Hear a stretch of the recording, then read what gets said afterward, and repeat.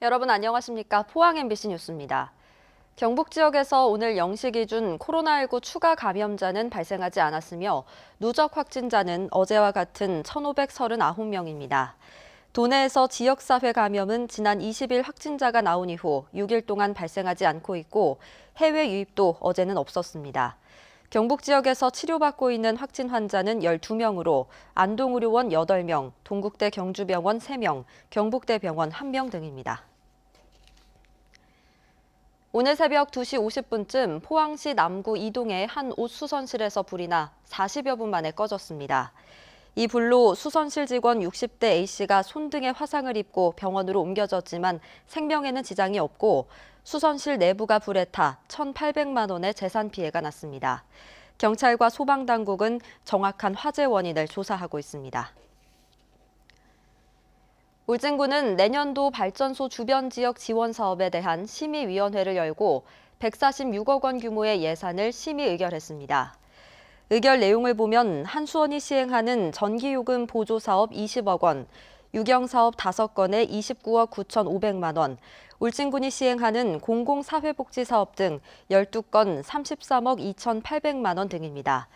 울진군은 이달 말까지 내년도 발전소 주변 지역 지원 사업 계획을 산업통상자원부에 제출할 계획입니다. 포항시는 체납세 전담팀을 꾸리고 내일 하루 동안 자동차세 체납 차량을 집중 단속합니다. 번호판 영상 인식 시스템이 달린 차량을 동원해서 체납 차량을 찾아내고 자동차세를 2회 이상 체납한 차량에 대해서 즉시 번호판을 영치하고 대포 차량은 강제 견인 후 공매 처분할 예정입니다. 9월 말 기준 포항시의 자동차세 체납액은 61억 원이 넘습니다. 경주 양성자 가속기 비미용이 꾸준한 증가세를 보이고 있습니다. 경주시에 따르면 양성자 가속기 운영 이후 가속기 비미용 경쟁률은 2015년 상반기 1.05대 1에서 지난해 하반기 2.71대 1, 올 하반기에는 3.54대 1을 기록했습니다. 양성자과학연구단은 최근 삼성전자와 SK하이닉스 등 반도체 분야 산업체 빔 이용 증가로 경쟁률이 급증하는 추세라며 이용자 지원을 위해 2교대 빔 서비스 운영을 준비하고 있습니다. 포항시 북구청은 전문 엽사 10여 명과 공무원 등 70여 명의 합동포획단을 구성해서 멧돼지 합동포획 활동을 실시했습니다. 야생동물 피해로 민원이 잦은 우창동과 장량동에서 대대적인 소탕 작전을 벌이고 멧돼지 한 마리를 포획했습니다.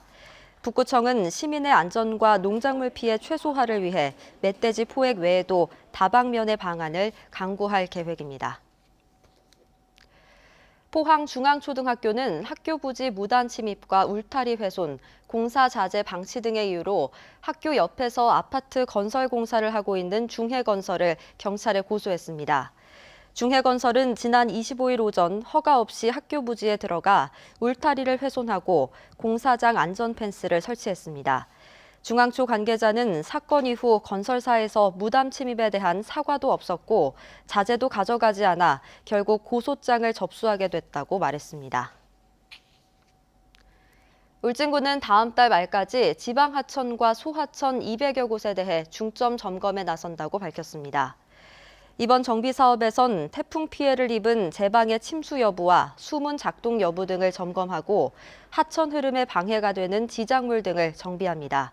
울진군은 점검을 통해 보수나 보강이 필요할 경우 하천 정비와 유지 관리비를 투입해 연말까지 정비할 계획입니다. 이상으로 포항 MBC 뉴스를 마칩니다. 여러분 고맙습니다.